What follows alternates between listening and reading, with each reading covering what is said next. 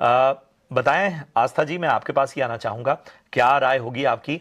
Long term का नजरिया है 1 से 2 साल का बीपीसीएल। बाकी खबरें भी मैंने बताई कि सरकार का फोकस किस तरह से ऑयल एंड गैस सेगमेंट में है और बहुत सारे जो है नए प्रावधान आने वाले वक्त में नजर आ सकते हैं। जी बिल्कुल, नए प्रावधान नजर आ सकते हैं, लेकिन एक जो थोड़ी सी दिक्कत लगती है वो इनके रिफाइनिंग मार्जिन्स को लगती देख के लगती है, क्योंकि आगे जाते हुए वो किस तरह से रहेंगे, थोड़ा वहां पे कंसर्न्स लगते हैं। देखा जाए तो कंपनी ने जो इस बार के नतीजे दिए थे, यानी कि Q1 ऑफ FY25 के, तो वहां पे भी जो रिफाइनिंग मार्जिन्स आए थे वो हेल्दियर साइड पे आए थे और मार्केट्स को उन्होंने थोड़ा अचंभित भी किया था।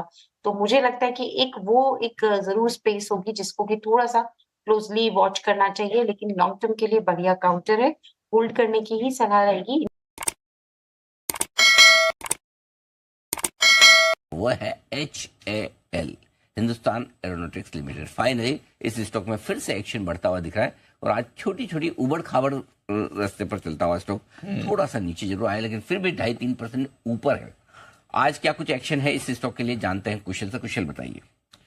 सर, एक्शन में तो ऑफ कोर्स जो कैबिनेट की तरफ से बड़ी मंजूरी मिलती हुई दिखी है 26,000 करोड़ के ऑर्डर विन की, वो अपने आप में काफी बड़ी है। इनफैक्ट मैं आपको आगे ऑर्डर बुक की भी जानकारी दूंगा कि कंपनी की किस तरह से यहां पर ऑर्डर बुक इंक्रीज होती हुई दिखी है। बट ये जो इंपॉर्टेंट ऑर्डर मिलता हुआ दिखा है, कैबिनेट की तरफ से जो मंजूरी मिलती है इंडियन एयरफोर्स के जो Su-30 MKI एयरक्राफ्ट है उसके लिए 240 एरो इंजिन बनाने के लिए यहां पर यह मंजूरी मिलती हुई दिखी है। इंपॉर्टेंट यह है कि यहां पर इस इंजिन में 54% जो हिस्सा है, जो 54% पार्ट्स है वो स्वदेशी होने वाले हैं।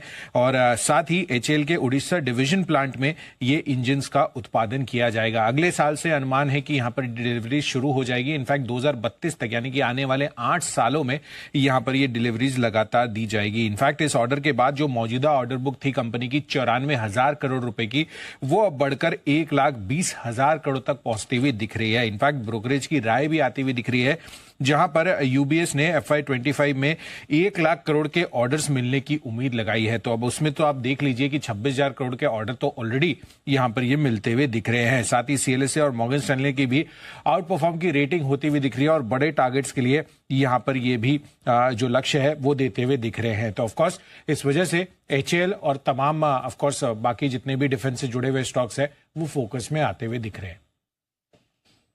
राइट, तो HAL पर रखेंगे नजर। थोड़ा अभी सुस्त हुआ है बट अच्छा एक्शन इसमें वैसे आपको बनते हुए दिखा था और मूव तो खैर अच्छी है, खबर भी इस पर अच्छी आ रही है। आज स्टॉक्स और स्पॉट कर लेते फिर आते हैं। मानस, एक बार रीड कीजिएगा आप सारी OMCs, BPCL, HPCL। एक टिपिकल, आई थिंक BPCL भी मेरे स्क्रीन पे है, inverted I think head and shoulder, बहुत ही शानदार ब्रेकआउट है। टेक्स्ट बुक अगर आप देखें बिल्कुल डिफाइंड वो स्क्रीन पे विजिबल है। आपका टेक क्या है इस वक्त BPCL, IOC पे और HPCL पे? तीनों में से कोई ट्रेड पिक करना चाहेंगे आप? देखिए, BPCL, HPCL ये दोनों चौक चार्ट पे काफी अच्छे लगते हैं। अगर एक ट्रेड लेना होगा तो HPCL में होगा, क्योंकि यहाँ पर एक फ्लैग पैटर्न का ब्रेकआउट देखने को मिला है। हालांकि इंटरडे सेशन में छोटी सी प्रॉफिट बुकिंग का दौर देखने को मिला है, लेकिन आई थिंक यहाँ पर एक बढ़िया बाइंग अपॉर्चुनिटी है। ये जो करेक्शन करंट लेवल पे आप एक पोजीशन ट्रेड ले सकते हैं, जहां आप स्टॉप लॉस करीब 409 रुपए के लगा के रखिए, क्योंकि जो फ्लैग पैटर्न बना है उसके जो टारगेट है वो 440 के आसपास के आते हैं। तो करीब करीब 20 रुपए का आपको और 10 रुपए का रिस्क रह सकता है स्टॉक में।